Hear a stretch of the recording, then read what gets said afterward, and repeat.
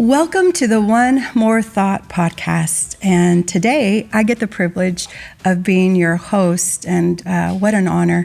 As always, this is an awesome tool that we get to use for Church on the Rock to continue our Sunday morning series and actually dive a little bit deeper. And so today with me, my guest is Dana Wilburn. And hi, Dana. How are you today? Hello. I'm great. So Dana is actually part of our intercessory team at our campus of Church on the Rock, the Lubbock Dream Center. And her and her husband, Mark, are also part of our ministry team, what I like to call our spiritual support team, right? And so she and her husband are two of the people that, I don't know if I've told you this, but Josh and I truly trust the both of you. We trust your hearts.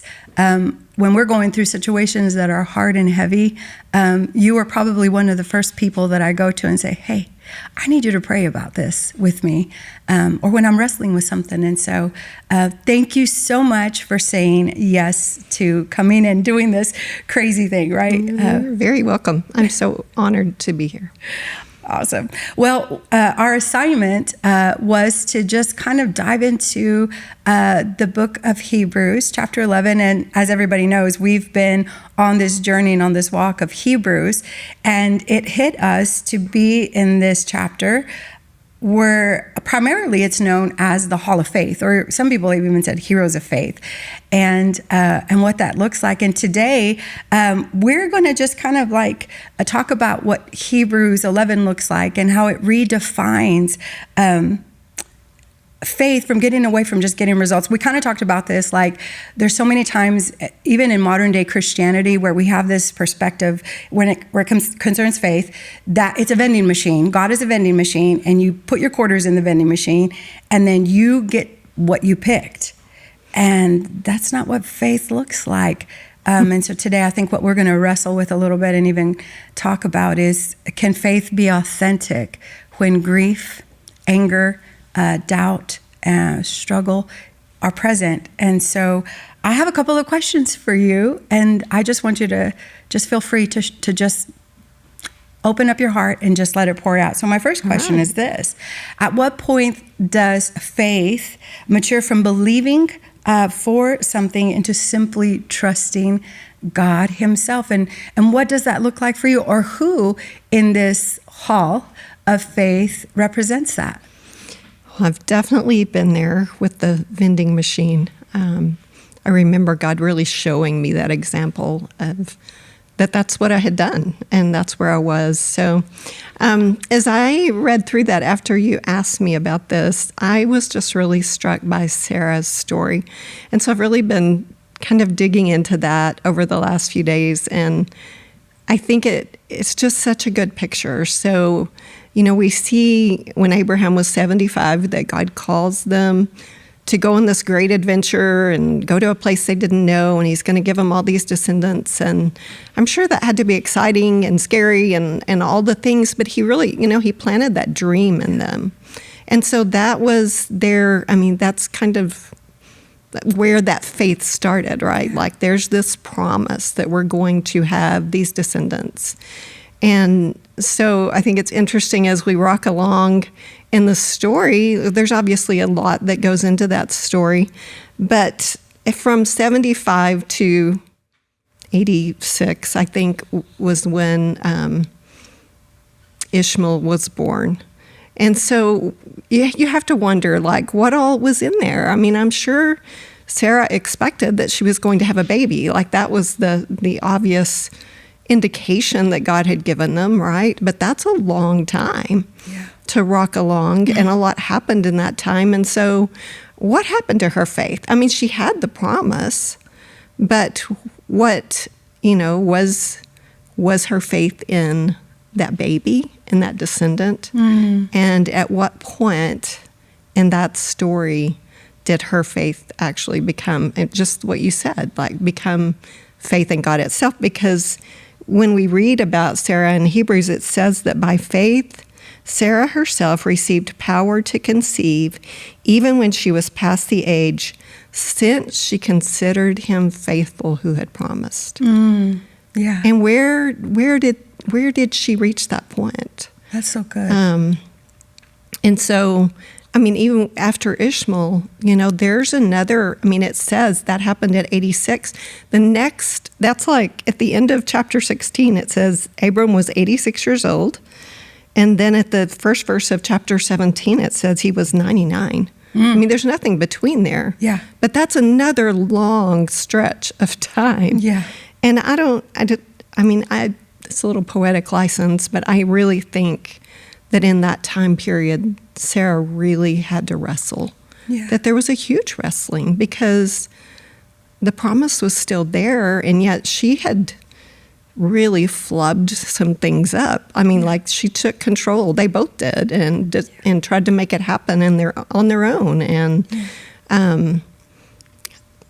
what all was in that? I don't know. Yeah, it's definitely a wrestle when his timetable doesn't match our timing. So let me ask you this. I know a little bit about your story. What does that look like for you on a personal? What did that, even just that example you gave, what did that example look like for you on a personal level?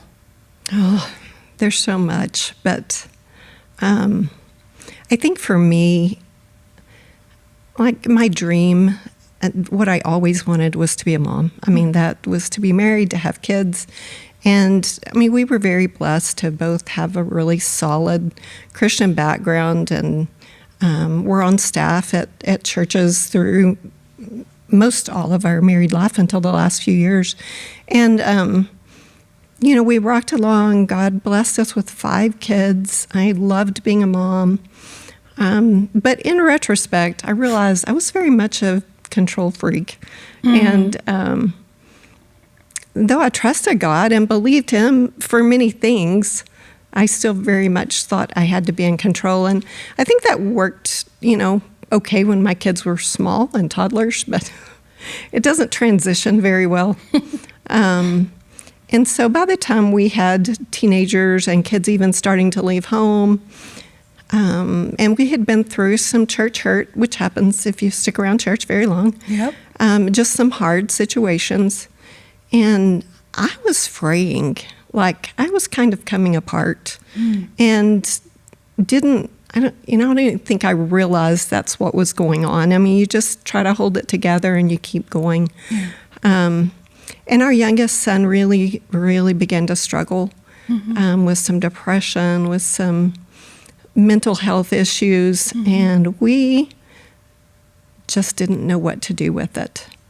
And so I did what I knew to do, and that was continue to control things and just try to do the best I could to make things better. And we rocked into a season where my husband had some major health challenges and wound up having open heart surgery, and it just seemed like a whole slew of things that just really were beating down on us in a very hard season. And through that, our son just really continued to spiral. And we came to a point where we were pretty estranged. He joined the Army and wound up with a medical discharge and was in and out of mental hospitals for several years. And things had settled a little bit, but we really didn't have much contact with him at that point. But again, it was just a struggle. It was just a hard season in so many ways. Yeah. And God was working in my heart even then. There were so many times, when I remember just crying out to him and asking, like, what? I don't understand. I don't understand, but I trust you. I trust that the story does not end here. Right. That this is not the end. And then there was the day that we got the call that he had taken his own life. Yeah. And that was so hard. It was so hard. And in the months after that, I just remember one day going to work and bawling and thinking, I don't even know how I'm supposed to carry on or what I'm supposed to do. And I remember sitting in the parking lot thinking, okay, like I have to dry the tears and I have to go at least pretend to work today. And I just, as I turned the car off, I just remember saying, okay, God, I just trust you. You have to get me through this. I trust you. Mm-hmm. And then it welled up in me.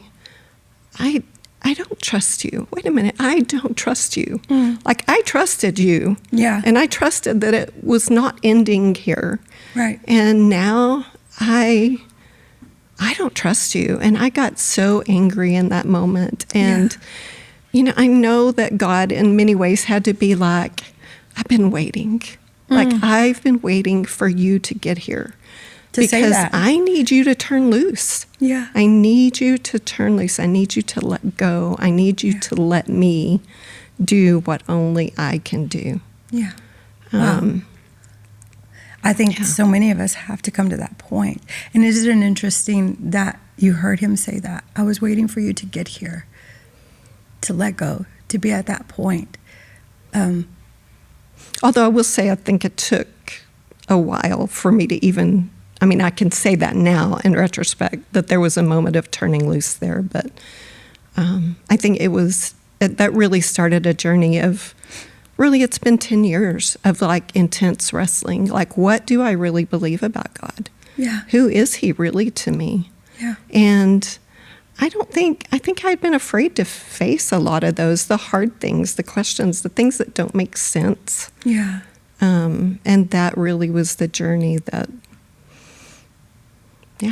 that's brought healing. Yeah, and that's really the journey of so many of those mentioned in this chapter. Yes. I think we often have this perspective that they're they got it all down. They're secure. Two of the verses actually in Hebrews 11, 13 and 39 say, and they died not having received the promise. And I wrestled with that because I often think it's the even if. Why is that in the Hall of Faith? No, it's like even if. Like I thought they all got, what they, they said yes to you. They obeyed. They did all the stuff. And I think that's where sometimes the wrestle comes from, where we say yes and then stuff like that happens. And then we come to the realization of, I don't trust you. I don't know you. And yet here you are. Yes. Still saying yes. And I think that's the biggest thing. So going forward, if God's faithfulness is not always proven through immediate breakthroughs, how should we recognize his faithfulness? What does keep us saying yes? I think even this week I was reading in John chapter 6 and 7, and I was thinking about the disciples, and after I was thinking about faith, and I was where Peter says, Lord, to whom shall we go? Oh, Jesus asked, like, do you want to leave too? Mm-hmm. And he said, where would we go? Right. Only you have the words of life. Right. And he believed that. Yeah. I believe he believed that. Yeah. But shortly thereafter, he turned around and said he didn't even know Jesus. Yeah. Like, I don't know him. I don't even know who he is. And I feel like that for all of the disciples, like there was a huge, that was a big deal. Like all of a sudden life fell apart, and what was supposed to be, I think they thought would be an earthly kingdom wasn't. And not only that, but Jesus died, and then he showed back up, but then he left again, and they didn't know. They didn't know. And I think it's in those times that he redefines what it is that we're believing in. And I think it's in those times that it goes from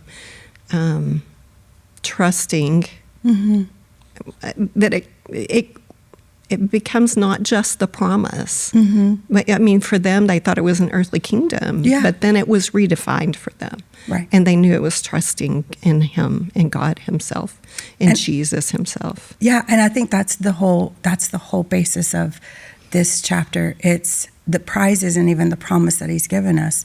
The promise is him, the everlasting kingdom, the kingdom that's not of this world, that doesn't look like what we thought it was going to look like. And I think that's the focus throughout this whole chapter.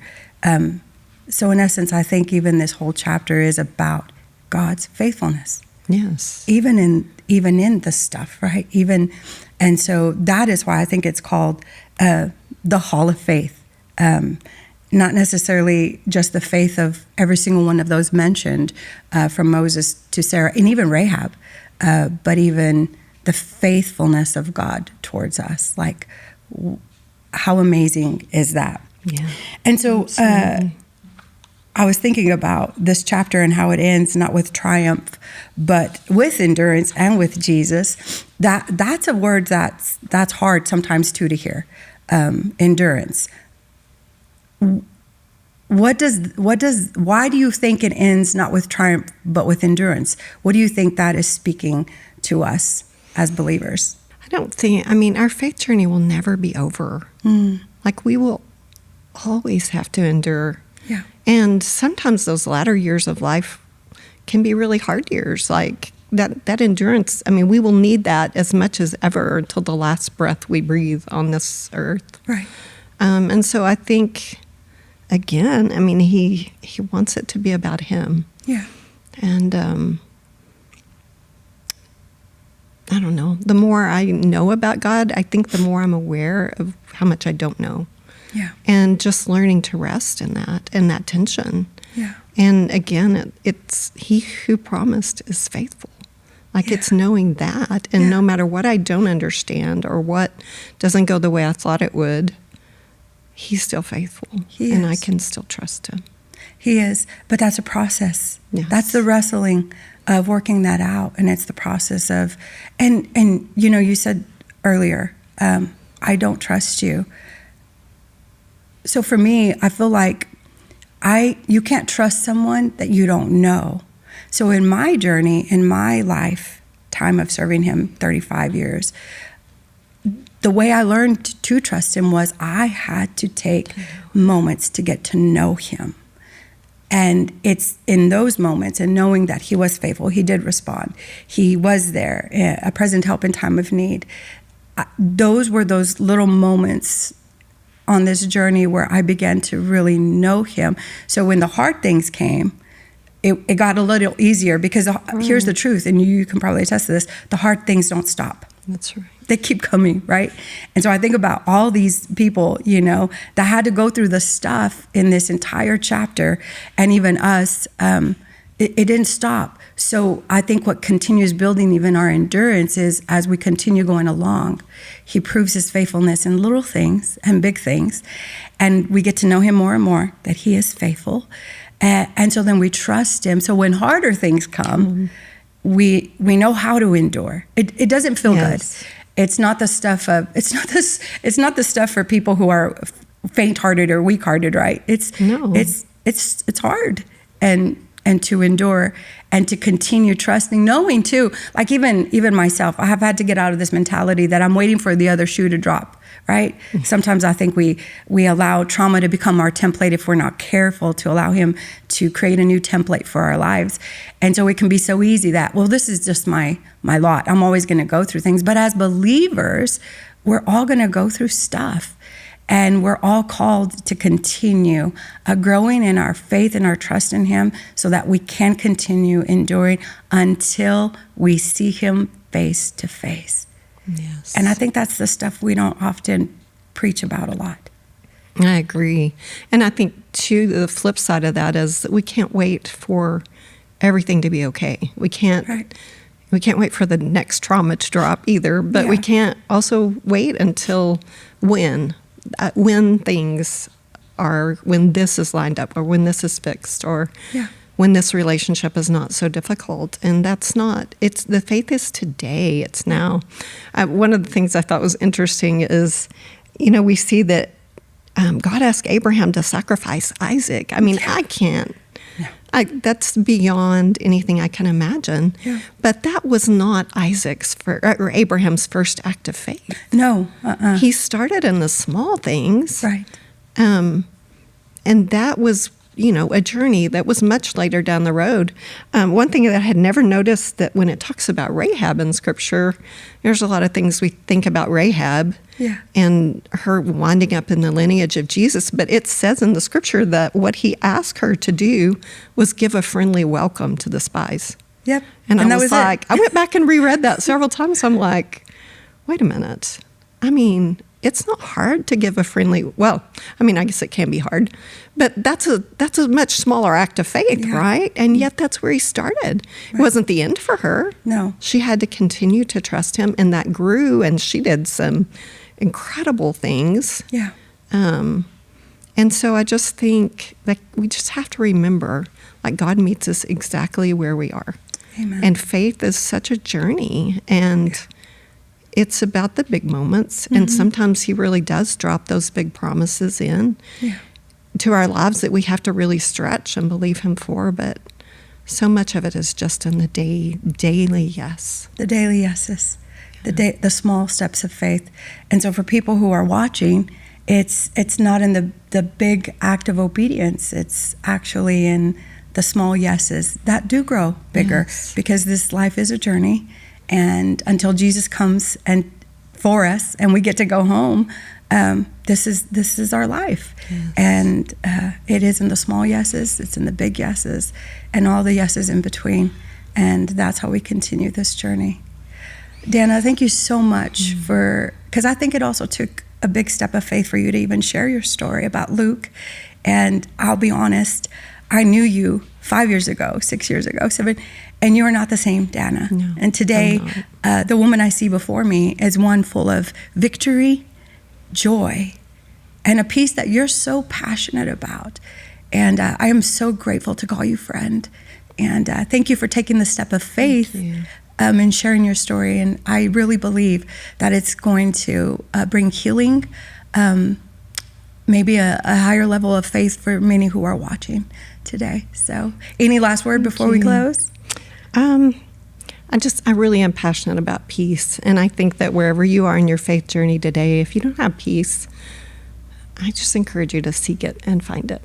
Yeah. Because he will never ask us what he doesn't give us peace for. And so if you're feeling like you're supposed to be believing for something, then it's just not setting well with you, then just go back. And maybe he wants to redefine what it is he's asking of you. Amen. I love that. Yeah. Great, great words of wisdom. Well, thank you everybody for joining us today on the One More Thought podcast. I hope that this ministers to your heart, to your soul, to your spirit, and we shall see you soon. Bye-bye.